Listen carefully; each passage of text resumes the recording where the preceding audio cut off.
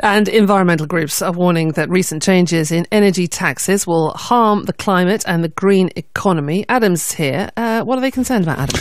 Well, this is a move from groups such as Friends of the Earth, National Trust, Greenpeace. They've written an open letter to David Cameron opposing 10 policy changes that have come about since he came back into power. This is about support for renewable energies. Also changes, interestingly enough, to car tax, about zero carbon homes and taxes on pollution. Well, Craig Bennett's the chief executive of Friends of the Earth. What are you trying to achieve with this letter, Craig?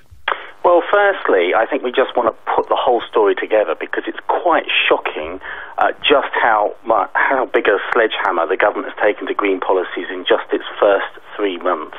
And what it's done is every couple of days it's dismantled another bit of green policy that has been put together by successive governments, including the last one, but also the Labour government and so on. Policy that has been developed over many years, and every couple of days over the last few months, the government has got rid of another one. And it's only when you see the whole list of the whole shopping list of policies that they've dismantled or got rid of, you realise that this is an ideological attack on green policies that have been put together over a very long time. Although they would say that some of these things didn't work, that they were extremely expensive, and that the green industry needs to stand on its own 2 feet. Well, they do say that, but what you see is complete hypocrisy from the government on that. For example, we've always said at Friends of the Earth that subsidies for renewable technologies should be short-term. They should decline over time as these technologies get cheaper, and they've been very successful in doing that. What you see is this government still, however, wanting to put huge subsidies in place for new nuclear power at twice the market rate, and those will last for 35 years.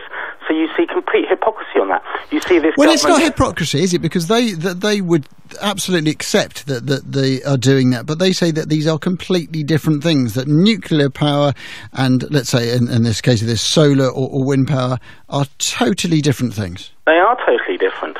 Nuclear power is a technology that's been around for 70 years. It should have been established by now. It should be able to stand on its own 2 feet without taxpayer handouts. Solar is a very new technology that needs to be pulled through to market, and within a decade or so will be able to exist without subsidies. So they are very different, and solar is a big British success story, and which they're now putting the rug from under its feet. Nuclear has had to have been pampered like no other industry in history for many decades and continues to do so. So if you have to apply the logic the government is applying to remove subsidies for solar, which, let's be clear, what they've done here will only save 80 pence off energy bills per year because of what they've done here. Why don't they apply that logic to nuclear, which is going to cost average bill payers around £43 per household over the next few years?